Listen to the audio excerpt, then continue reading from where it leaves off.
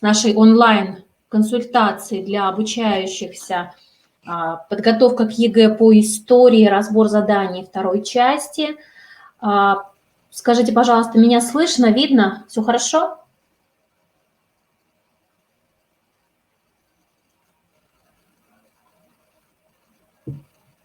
Коллеги, слушатели.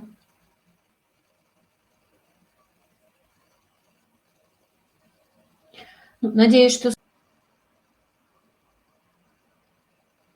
участники, меня слышно, видно презентацию? Замечательно, хорошо. И тогда мы приступаем. Итак, прежде чем мы с вами перейдем непосредственно к презентации, я предлагаю нам с вами посмотреть небольшой видеофрагмент.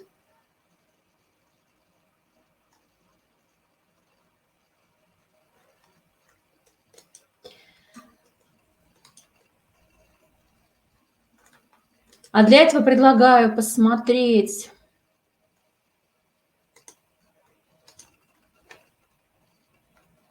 шестиминутное видео.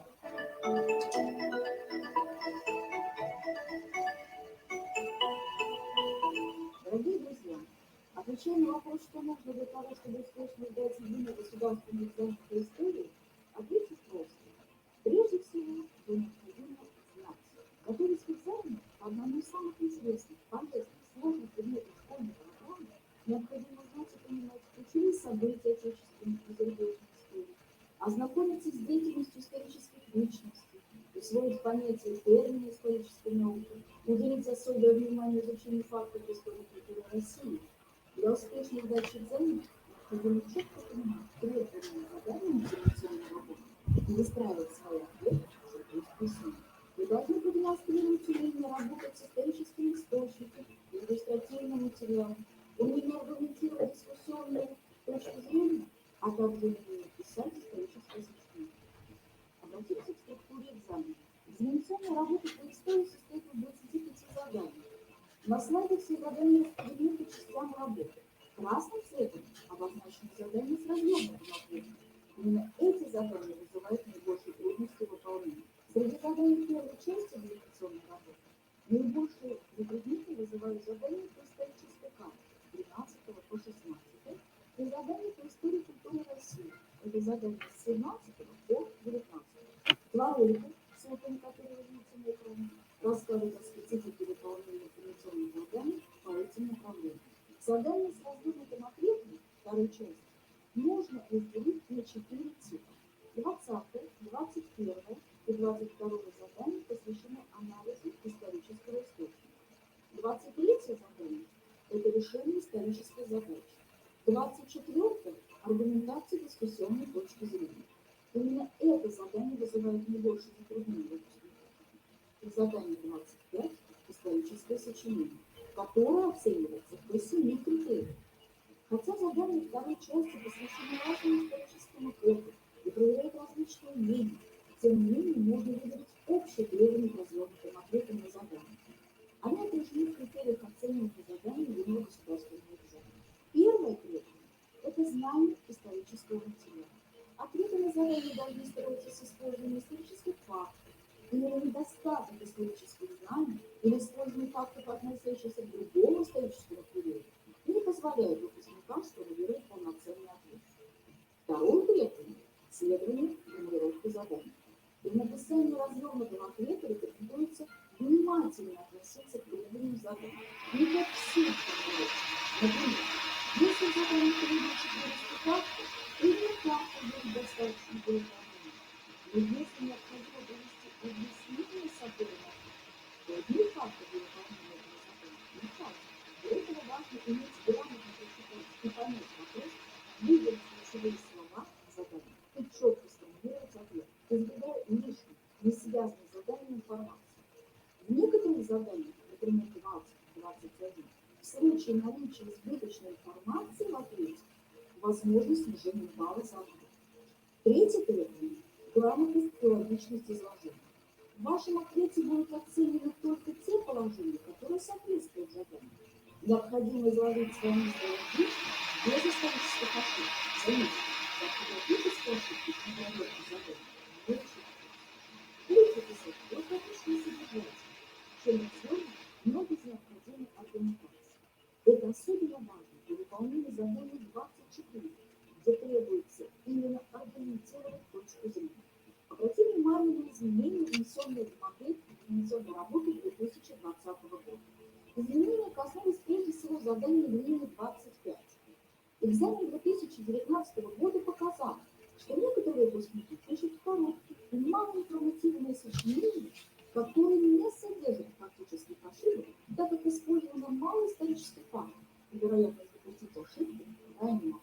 Наоборот, выпускники с хорошей подготовкой, как правило, стараются писать объемные сочинения, чтобы получить максимум баллов по критерию, скопировая по критерию, и повышает вероятность допустить фактические ошибки. При критерии в 2020 году оценивать исторические сочинения по критерию соответствия на уровень баллов. В том случае, если по критерию скопировать по критерию надо не менее 5 баллов, а не критерий отдела. Второе изменение касается критериев оценивания задания 20, который проверяет умение проводить атрибуцию, то есть познавание источника. В задании необходимо указать время создания источника, его автор, или название документа, периода, современника и так далее. В ответе на это задание оценивается прежде всего точность приведенных формулировок. Критерий оценивания задания 20 содержит следующие указания. Каждый элемент может быть рассчитан только при условии отсутствия неверных позиций наряду с верной. Данное указание означает, что, например, в случае, когда одним из элементов правильного ответа является название периода перестройки, а выпускник записывает этот элемент в следующий вид: оттепель, застой, перестройка, то указание этого элемента среди прочих не принимается в качестве правильного ответа, так как содержит избыточную информацию, который, учитывая максимально конкретизированный характер задания, не позволяет понять этот ответ в качестве вида. Дорогие выпускники, по сдаче единого государственного экзамена будет для вас успешно.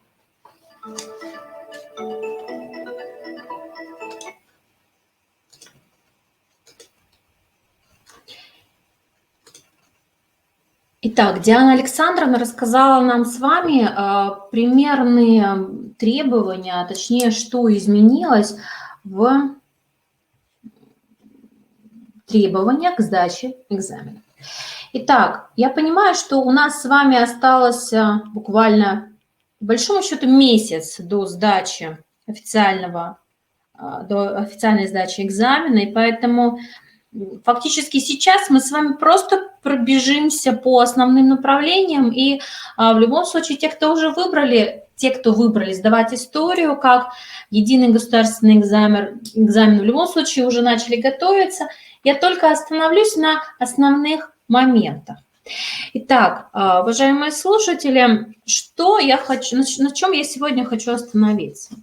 Первый видеоролик, который мы с вами посмотрели, это ролик, который предоставил нам Московский центр качества образования.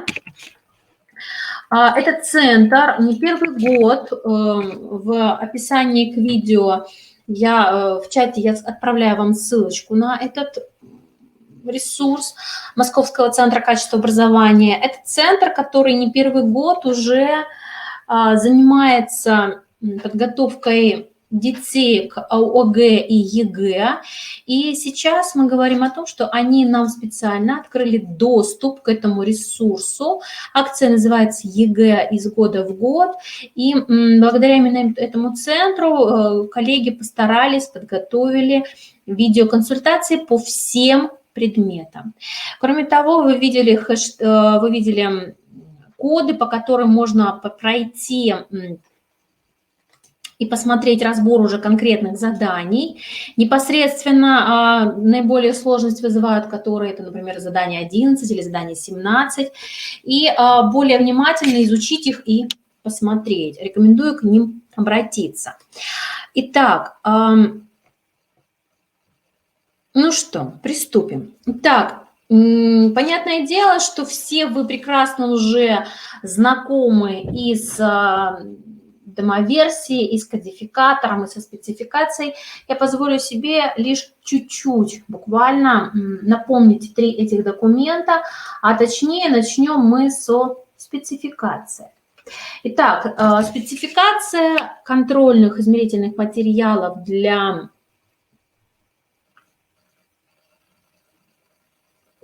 испытаний в 2020 году по истории фактически дают нам, все эти документы будут доступны, конечно же, после вебинара, дают нам возможность познакомиться, что же с тем, что же такое экзамен по истории и, собственно, какие основные моменты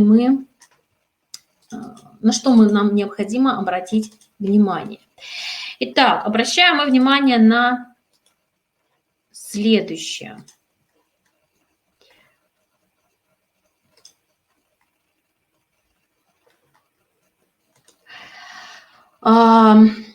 Документы, понятное дело, из чего состоит, тут ничего сложного. Посмотрите задание, все здорово.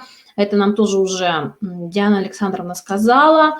Самое, что важное, посмотрите на задание номер 2, максимальный первичный балл, достаточно высок, вы видите, 25 к 31. То есть если вы не выполните задание части 2, фактически экзамен считается, сами прекрасно понимаете, провальным. Но вы видите, что требования историко-культурного стандарта, которые здесь учтены, также здесь представлены основные распределения, сколько каких заданий, базового, повышенного и так далее уровней. Это все видно. Вы это и так прекрасно знаете. Система исчисления и так далее. Далее, второй документ, который нам с вами сейчас понадобится, это, конечно же, кодификатор. Для чего нам нужен с вами кодификатор? Он необходим нам по одной простой причине. Для того, чтобы понять, какие темы будут проверяться в ходе единого государственного экзамена. Понятно, что история России будет проверяться полностью. Нас же интересует в данном случае именно... Итак, вы видите, что кодификатор позволяет нам посмотреть перечень элементов содержания, которые входят в состав контрольно-измерительных материалов. Тут фактически начиная с древнейшей истории и заканчивая новейшей историей, тема, которая звучит как современная российская культура. Смотрите, что наиболее ценно в кодификаторе, на что я рекомендую обратить внимание, так это список событий, процессов, историй зарубежных стран, которые будут в задании 1 и 11 ЕГЭ 2020 года. То есть посмотрите, пожалуйста, такие темы, как падение Западно-Римской империи, образование Речи Посполитой, и таких тем достаточно много. Объединение ФРГ и ГДР, там, или Великая Французская революция, ну, то есть вы видите. Все эти темы, обратите на них, пожалуйста, внимание, то есть кодификатор вам необходим именно с этой целью. Ну и следует установить свое внимание, конечно же, на демонстрационном варианте. Все вы его прекрасно видели, поэтому здесь он, конечно, также загружен для того, чтобы вы видели. Я напоминаю, что экзамен у вас длится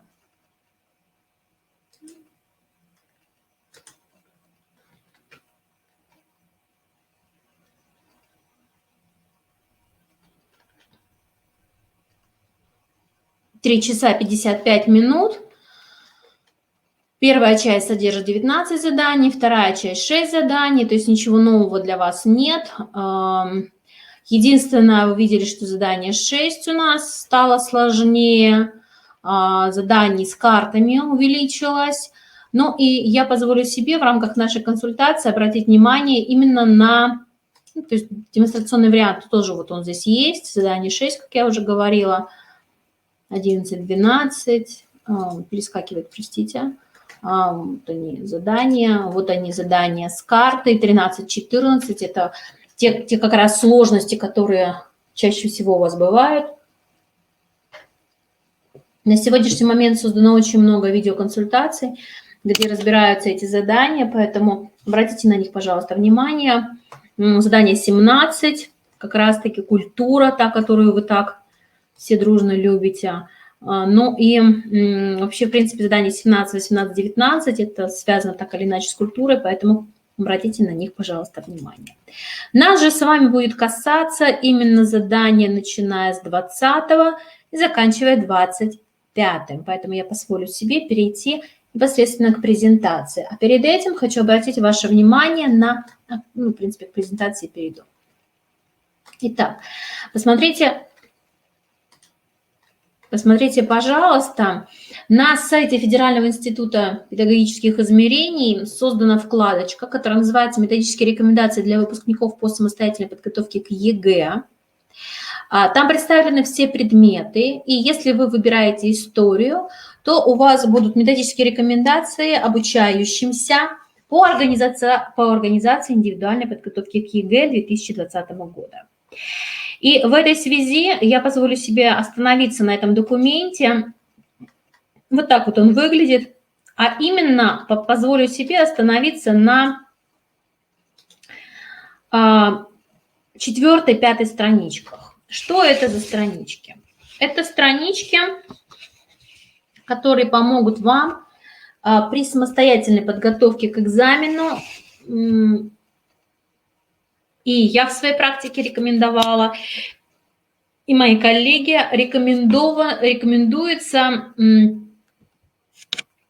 использовать следующую таблицу, включающую темы, все темы и элементы содержания, которые могут быть проверены на едином государственном экзамене по истории. В этой связи это будет некий самоконтроль. Посмотрите, материалы доступны, я говорю, после вебинара они будут доступны вам. Итак, смотрите, вот элемент содержания, есть табличка, есть графа «Пройдено», есть графа «Необходимо изучить и повторить». Понятное дело, что темы здесь очень сильно укрупнены, дидактические единицы. То есть в целом, например, тема звучит «Народы и государства на территории нашей страны в древности». Восточная Европа в середине первого тысячелетия нашей эры, образование государства Русь, первые русские князья. Понятно, что в идеале мы вот здесь должны были бы отдельно изучать, прописать Владимира, Красное Солнышко, Ольгу, княгиню и так далее, там, Святослава и же с ними. Но, соответственно, посмотрите, в целом мы говорим здесь про темы.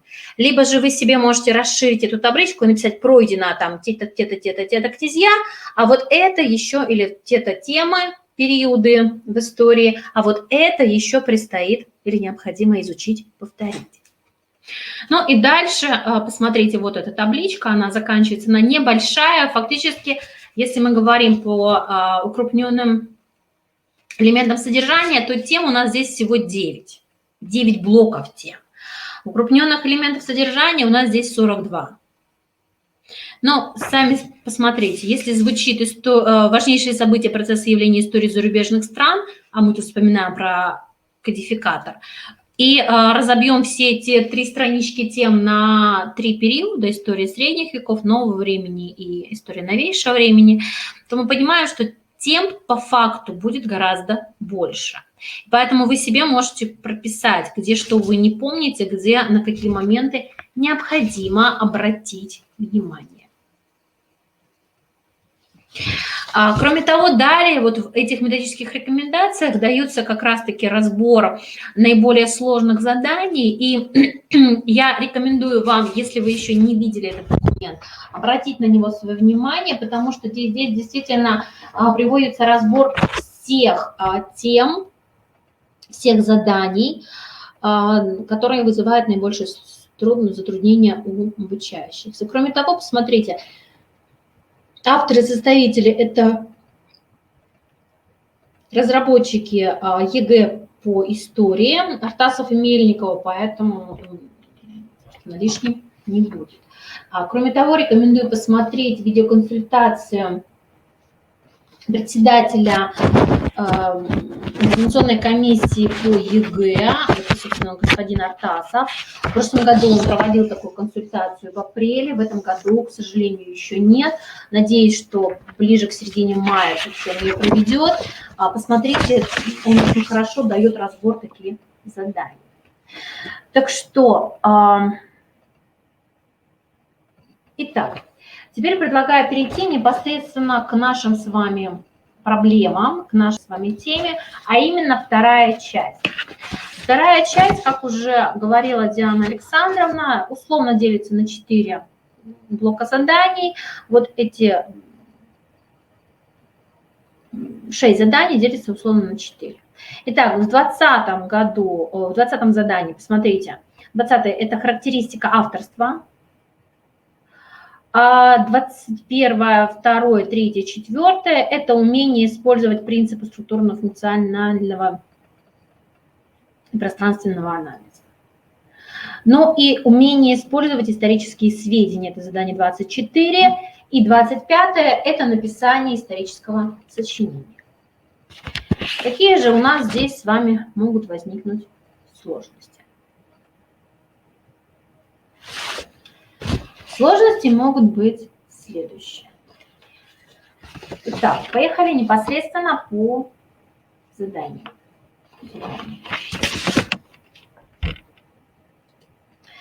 Задание с 20 по 22 предполагает, вы видите, что задание части 2, прочитать отрывок из исторического источника и кратко ответить на вопросы с 20 по 22.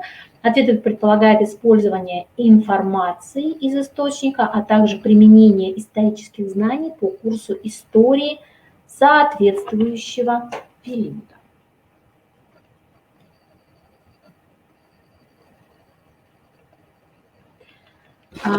Какие наибольшие сложности в данном случае у нас с вами возникают? Так, задание номер 20 предполагает атрибуцию, то есть определение установления исторического источника.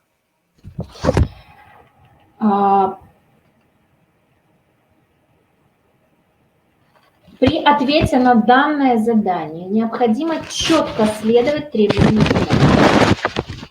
Смотрите, у нас здесь предложите название периода истории СССР. Соответственно, необходимо указать, какой период в данном случае у нас здесь рассматривается. У нас рассматривается период перестройка. Далее, укажите руководителя СССР в данный период. Мы все прекрасно помним, что руководителем Союза Советских Социалистических Республик в период перестройки был Михаил Сергеевич Горбачев. А далее укажите исторического деятеля, о смерти которого идет речь в отрывке. В данном случае речь идет о смерти Сахарова, академика Сахарова. Причем, посмотрите, оцениваются задания следующим образом. Причем, смотрите, каждый элемент может быть засчитан только при условии отсутствия неверных позиций наряду с верными.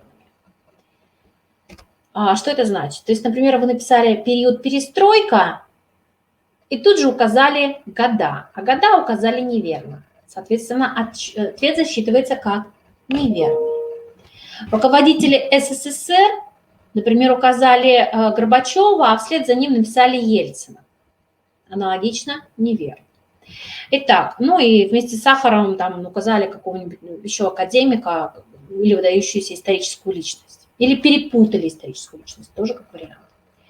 Потому что сталкиваемся с тем при проверке заданий, что вдруг засчитают верно. Нет, ребят, верным засчитать, в смысле, выберут одно из двух проверяющих. Такого быть не может. Если вы написали 2 исторических деятелей или 2 периода, или период и даты, соответственно, вы сомневаетесь, значит, не знаете. Итак, в данном случае, если правильно указаны. Смотрите, ответ на первый вопрос, на второй вопрос и третий вопрос, получается 2 балла. Если правильно указаны любые 2 элемента ответа, тогда вы получаете лишь 1 балл.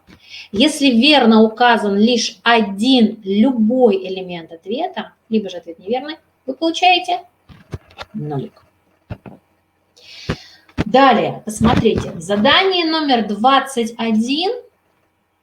Задание номер 21. Какие факты, свидетельствующие о наступлении социально-экономического и политического кризиса в стране, называет автор? Укажите любые 3 факта.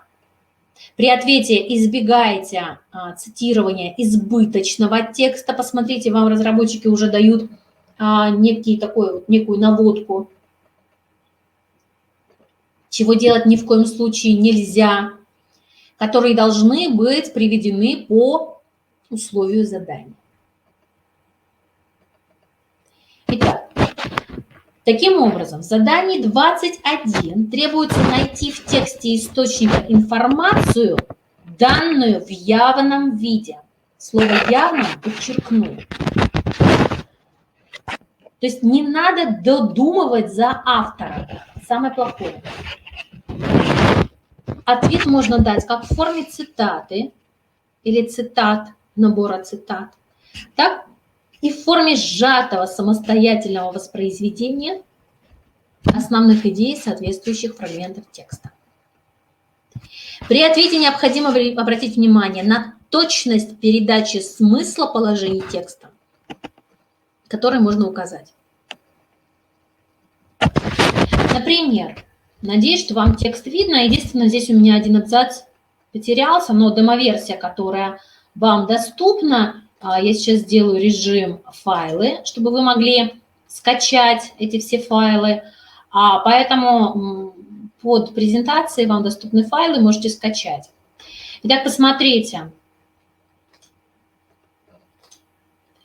21 задание. Соответственно, какие ответы от нас здесь требуются? Какие факты? Во-первых,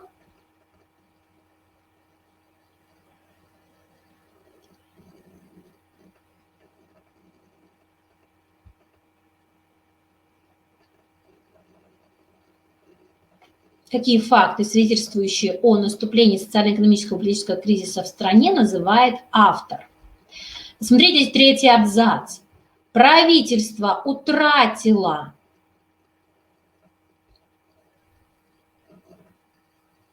активную позицию в реформировании и оздоровлении экономики, то есть программа экономических реформ 1987 года фактически оказалась похороненной. Правительство, далее смотрите, был выпущен из рук контроль за наличной денежной массой. За денежными доходами населения дан сильнейший толчок раскручивания инфляционной спирали. Далее. Доклад правительства на съезде подвергся ожесточенной критике. И не только со стороны оппозиционно настроенных депутатов.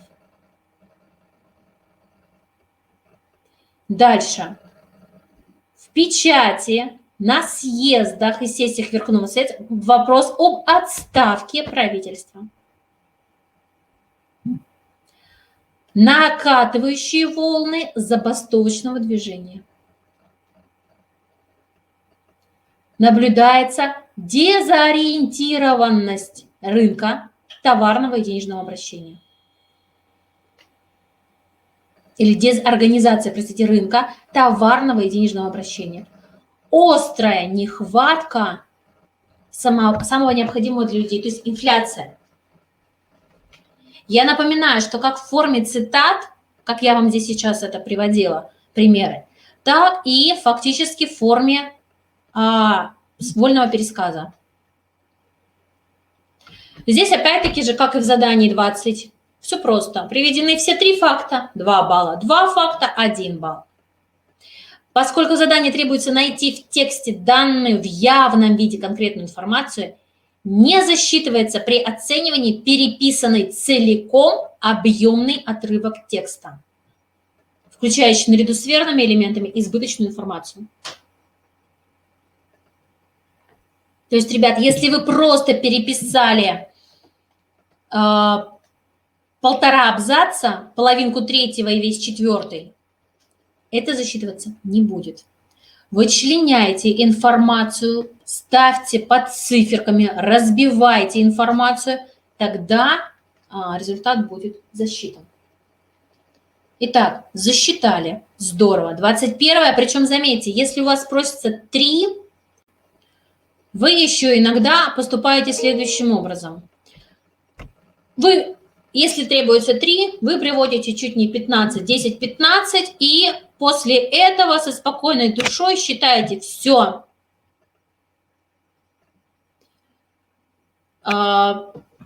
Проверяющий выберет. Ребят, обратите внимание на то, что если вы указали вместе с верными еще и неверные, соответственно, будет, вам засчитается как ошибка.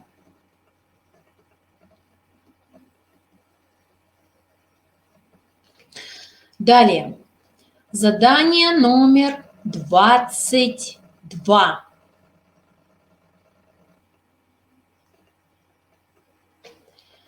Посмотрим на него.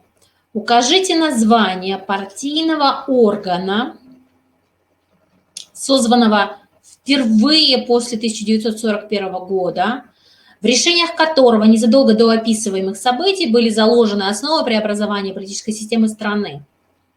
Это первый вопрос. Какие политические решения были приняты следующим после названного в отрывке съездом народных депутатов? Второй вопрос. Укажите любые два решения. Это пояснение ко второму вопросу. Причем, как я всегда говорила своим обучающимся, своим детям, так сейчас говорю и вам. Проверяя работы по истории, возникает очень и очень много вопросов.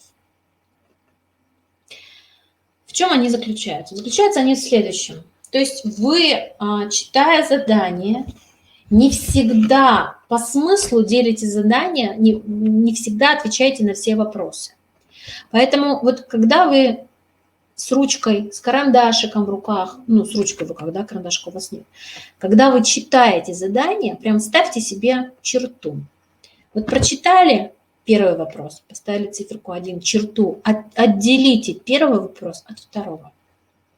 Прочитали второй вопрос, поставьте черту, отделите его дальше от текста. Для чего это делать? И там себе рядышком напишите 2 вопроса, 3 вопроса, 4 вопроса. Для чего это делается? Это делается для того, чтобы вас несколько сориентировать и помочь вам при ответе. Если вы, отвечая на вопрос, видите, что у вас стоит 3 вопросика, а ответа у вас только на 2, значит, чего-то не хватает. Давайте проверять, чего. Итак, в 22-м задании в данном случае проверяют умение привлекать контекстную информацию для выполнения учебных задач. Причем эта контекстная информация должна быть связана с содержанием исторического источника. Ответы на задание 22 должны быть максимально конкретными и полными. Например, в нашем случае, все мы понимаем, что партийный орган, созданный впервые после 1941 года, это, конечно же, у нас с вами 19-я партконференция. Какие политические решения были приняты после названного в отрывке съезда народных депутатов? Введение поста президента СССР. Перестройка закончилась. Избрание президентом СССР Горбачева как второе решение. Избрание председателем Верховного Совета СССР Лукьянова. Ну и вспоминайте внесение поправок в Конституцию Советского Союза отменивших однопартийную систему в стране. Тот самый замечательный плюрализм.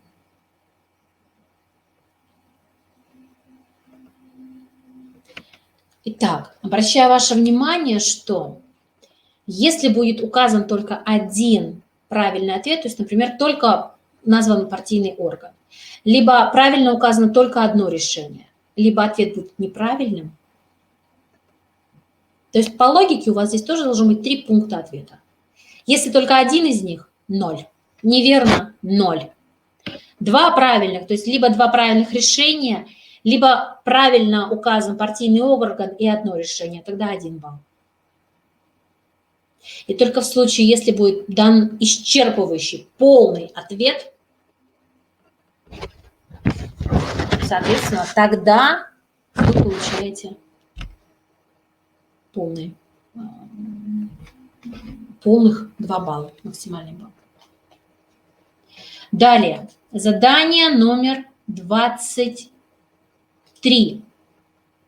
Это уже задание 23, 24, 25. Это задание не по тексту. Задание 23 у нас предполагает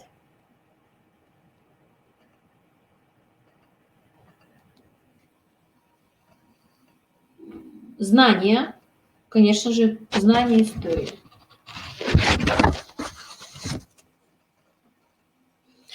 Что у нас здесь спрашивается? Процесс политической раздробленности русских земель в XII-XIII веках сопровождался упадком роли и значения земель Среднего Приднепровья, исторического ядра древнерусского государства, в политической и экономической жизни Руси. Назовите любые 3 причины этого упадка.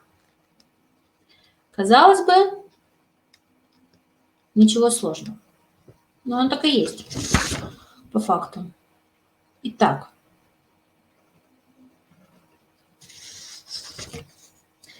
что же у нас необходимо знать в задании номер 23?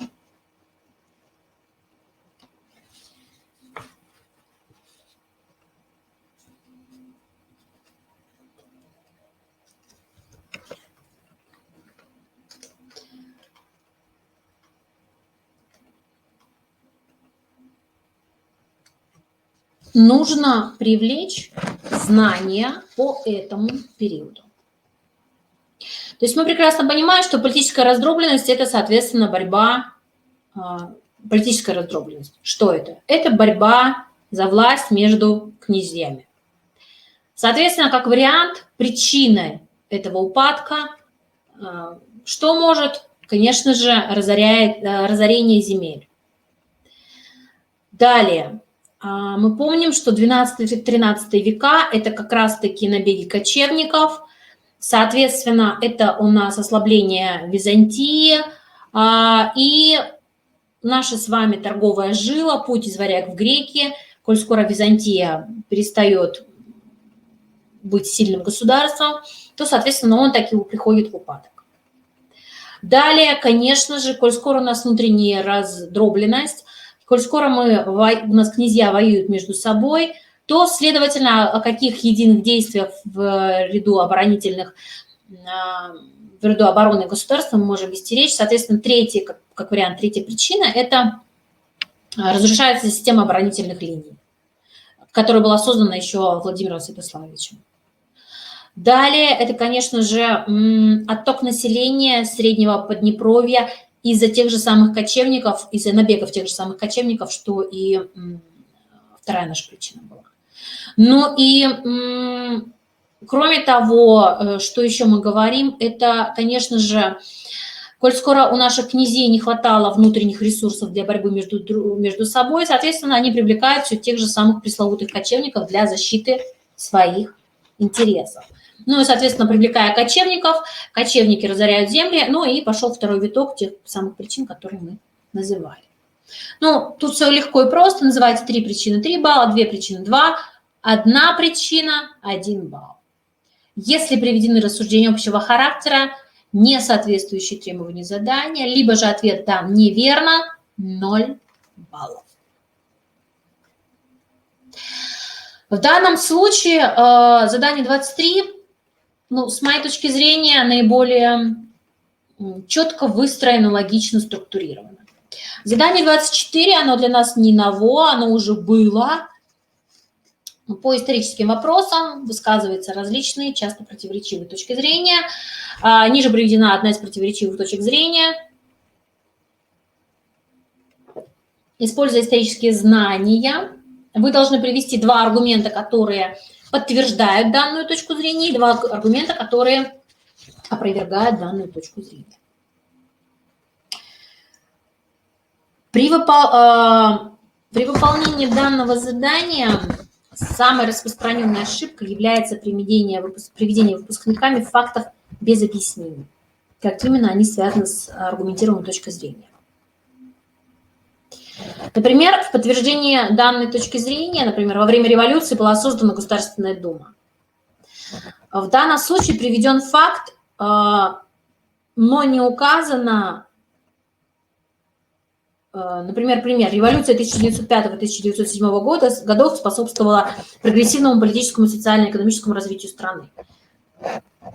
Приведен аргумент, факт, во время революции была создана Государственная Дума. Ребят, вопрос.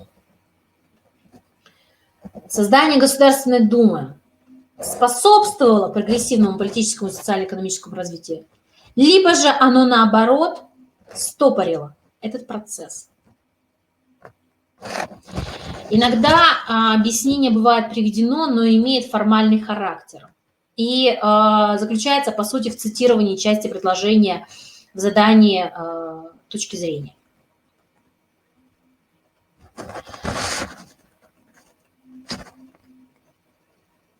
Еще один неправильный аргумент – это когда вы пытаетесь пересказать приведенную точку зрения, причем, либо еще одна ошибка, когда вы один и тот же факт и в аргумент в подтверждающий, и в опровергающий аргумент. Такое делать нельзя. Смотрите. Кроме того, очень часто допускаете фактические ошибки при аргументации. То есть, понятное дело, что вы хотите привести какие-то конкретные примеры, и тут, о чудо, случаются казусы. Вы начинаете путать даты, века, года, все что угодно, вплоть до императора. То есть, например, вот в нашем случае внутренняя политика Александра III способствовала прогрессивному развитию социальной и экономической сферы общественной жизни. Давайте посмотрим, способствовала, либо же нет. Я приведу аргумент. Законодательство Александра III в отношении земства резко снизило долю не дворян в их составе, сузив таким образом социальную базу земств. Это аргумент в какую степень? В подтверждение, либо в опровержение? Способствовало прогрессивному развитию. А тут мы говорим о том, что происходит сужение социальной базы земств. Соответственно, мы говорим, что этот аргумент в опровержении. Далее смотрите. Я, например, приведу такой пример. Аргумент, простите за тавтологию. При Александре III был учрежден дворянский земельный банк. Можно ли это засчитать как аргумент в подтверждении, либо в опровержении? Нет, нельзя. Почему? Потому что он слишком обще сформулирован, без конкретики. А вот если я скажу, что при Александре III был учрежден дворянский земельный банк, который выдавал суды помещикам под залог их земель на льготных условиях, поддержка дворян, которые, как правило, проедали выданные банком деньги, они вкладывали их в производство, тормозили процесс перехода помещичьих земель к состоятельным крестьянам, вот тогда это будет аргумент в опровержении.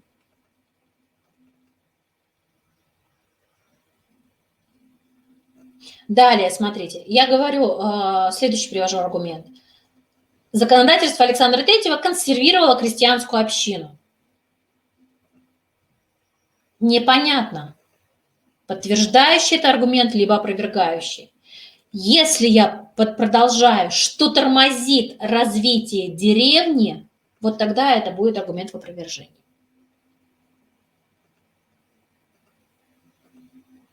Опять-таки же, привожу пример.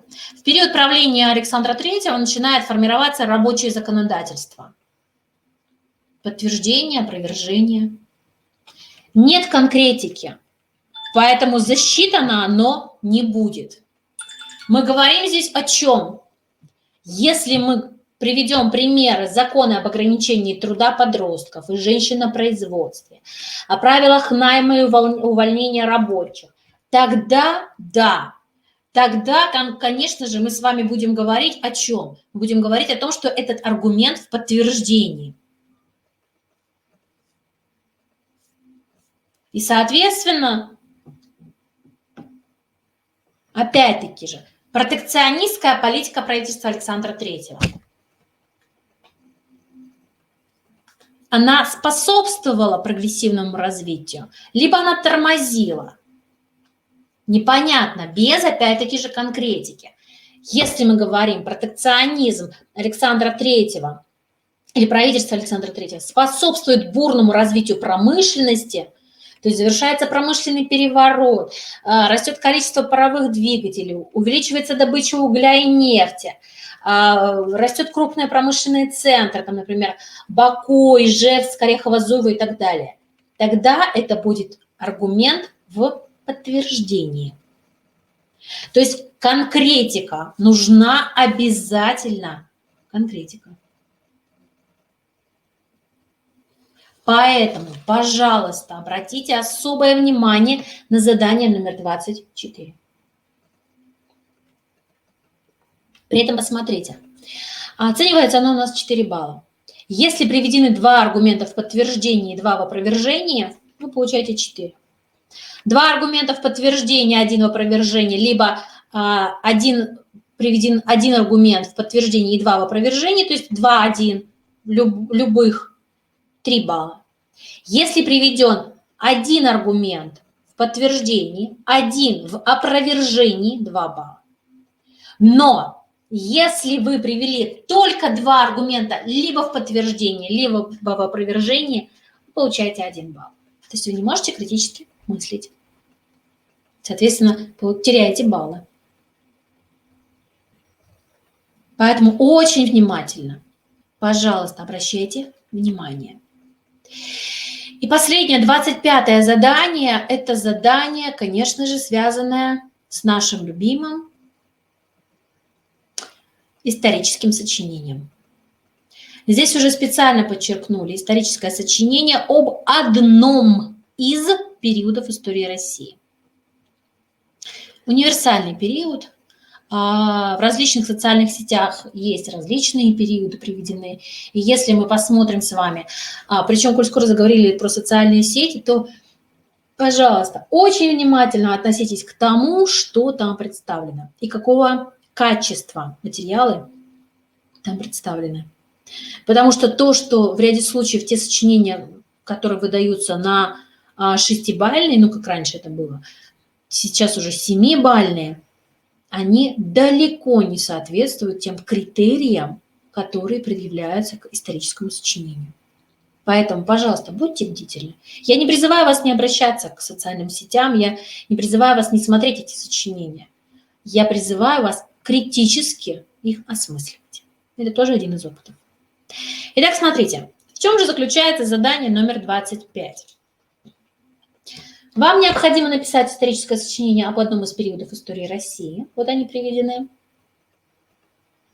как вариант. Здесь у нас 1954, март 1801, май 1812, октябрь 1917, октябрь 1922 года.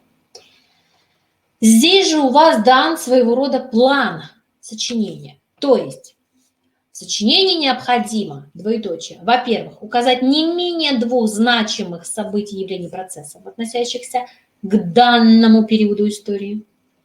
Назвать 2 исторические личности, деятельность которых связана с указанными событиями, явлениями, процессами, и, используя знания исторических фактов, охарактеризовать роли названных вами личностей в этих событиях, явлениях, процессах.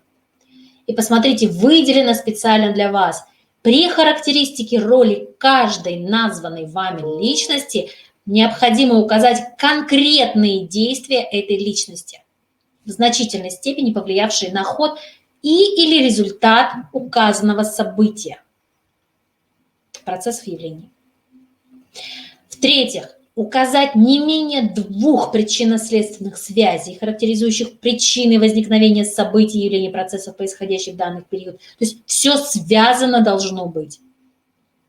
И, используя знания исторических фактов или мнений историков, оценить влияние событий, явлений, процессов данного периода на дальнейшую историю России.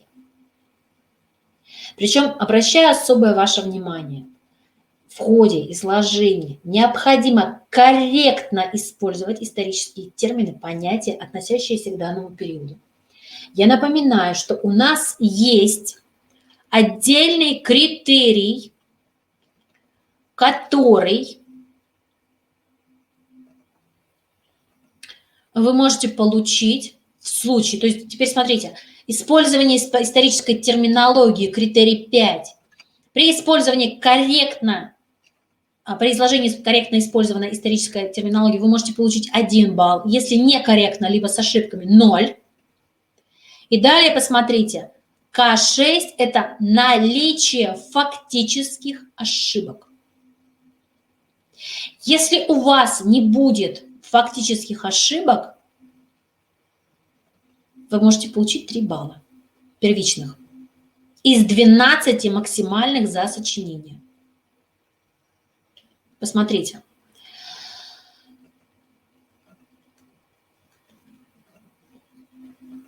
Если отсутствуют исторические ошибки, вы получаете 3 балла.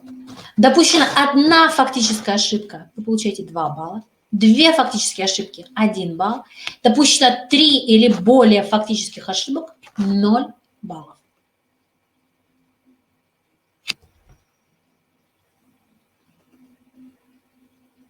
И посмотрите, форма изложения. Вы получите 1 балл по критерию К7, если ответ представлен в виде исторического сочинения, то есть связанное изложение материала.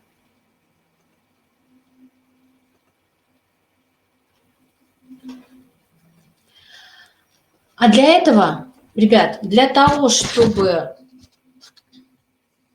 успешно сдать ЕГЭ по истории, историю надо знать. Как правильно сказала Диана Александровна, она с этого начала свое выступление, знания выступают основой для достижения высокого результата на экзамене. Но одних знаний мало для успешной сдачи экзамена. Историю нужно не только знать, но и понимать.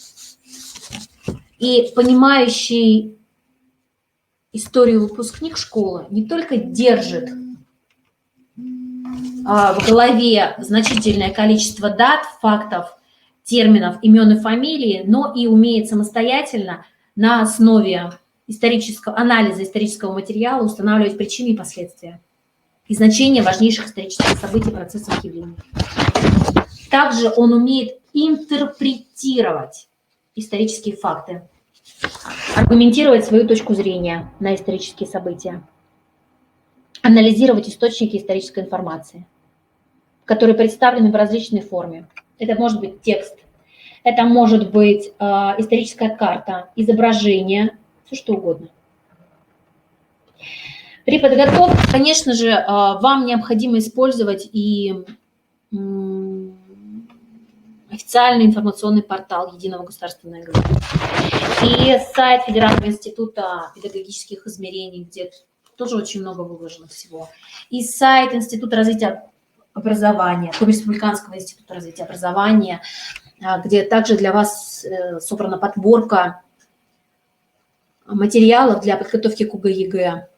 Посмотрите. Кроме того, доступны материалы по ссылочке. И закончить я хочу все тем же самым страничкой Московского центра качества образования для того, чтобы еще раз показать вам небольшой видеофрагмент, который резюмирует все, что я вам только что говорила.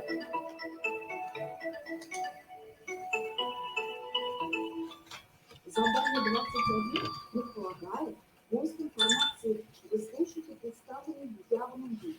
Вы можете написать ответ, процитировав соответствующий фрагмент источника, или написать его своими словами, опираясь на текст источника. Критерии, оцененные в задании 21, содержат следующие указания. Ответ может быть представлен как в форме цитат, так и в форме сжатого воспроизведения основных идей соответствующих фрагментов текста.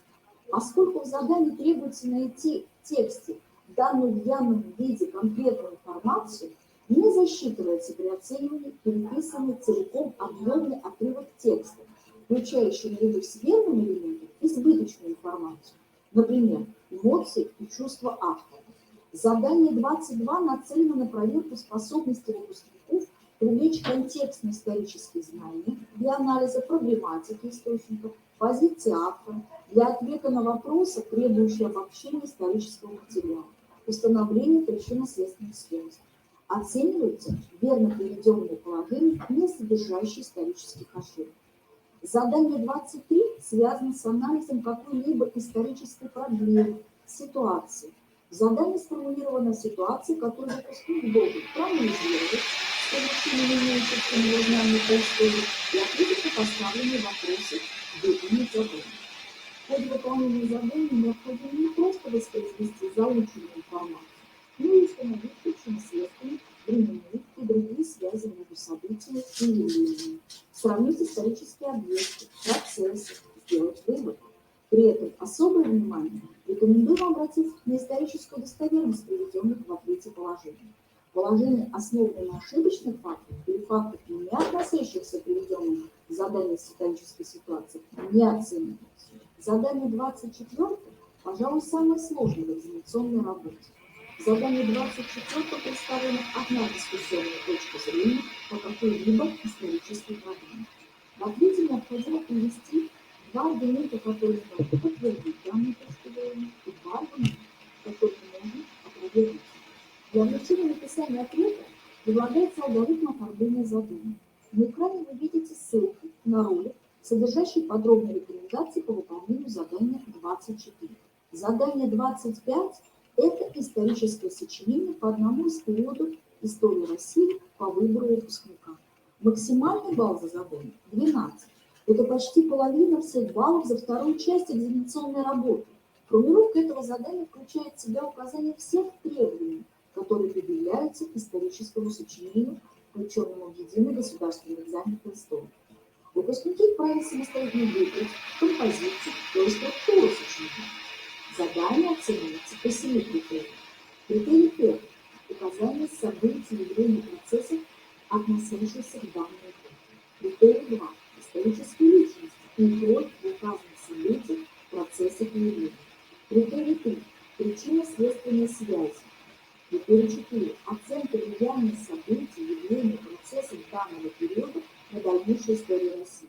Критерий 5 – использование исторической терминологии.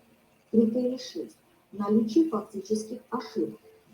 Замечу, по критериям с К1 по К5 фактические ошибки не учитываются. Эксперт засчитывает только правильные варианты. Критерий 7 – форма изложения. По критериям К6 и К7 баллы могут быть выставлены только в том случае, если по критериям с К1 по К4 выставлены по сумме не менее 5 баллов. Надеемся, что 2020 год для вас станет успешным, в том числе и в сдаче ЕГЭ по истории.